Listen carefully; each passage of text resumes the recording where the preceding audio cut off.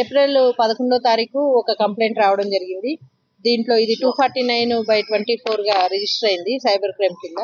దీంట్లో ఏంటంటే investment fraud అనేసి చెప్పడం జరిగింది. దీంట్లో మొత్తం 36 lakhs ఆ కంప్లైంట్ పోగొట్టుకున్నాడు.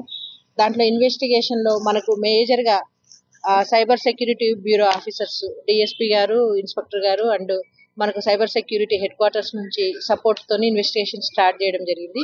దీంట్లో ఈ 36 lakhs నుంచి వెళ్ళిన అమౌంట్ అంటే ఈ కంప్లైంట్ అకౌంట్ నుంచి వెళ్ళిన అమౌంట్ ఒక బ్యాంక్ అకౌంట్ బంధన్ బ్యాంక్ అనేసి సిద్దిపేట అకౌంట్ లోకి వెళ్ళింది. అక్కడ ఒక పర్సన్ అకౌంట్ లోకి వెళ్ళడం జరిగింది.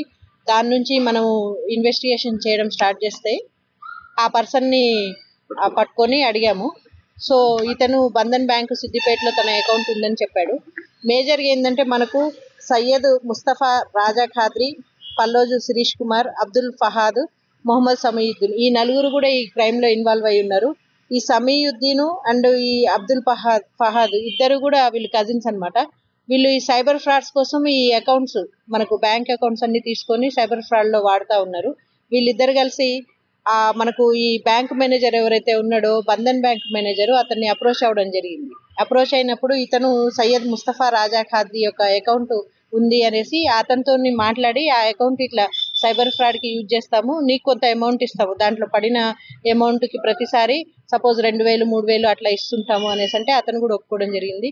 సో వీళ్ళు నలుగురు కలిసి కూడా ఈ అకౌంట్స్ ని సైబర్ ఫ్రాడ్ కోసం వాడడం జరిగింది. ఇవి కాకుండా ఇంకా ఏమేమి అకౌంట్స్ ఉన్నాయో ఇంకా ఇన్వెస్టిగేషన్ లో ఉంది. మనకు ముగ్గురు కూడా కస్టడీలో ఉన్నారు.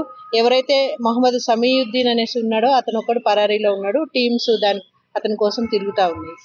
అయితే మేము ఈ సందర్భంగా చెప్పేది ఏంటంటే బ్యాంక్ మేనేజర్స్ ఎవరైనా కావచ్చు, చట్టం ముందు అందరూ సమానులే. బ్యాంక్ మేనేజర్స్ కూడా ఇన్వాల్వ్ అయితే ఖచ్చితంగా వాళ్ళ మీద చట్ట ప్రకారం యాక్షన్ తీసుకుంటాము.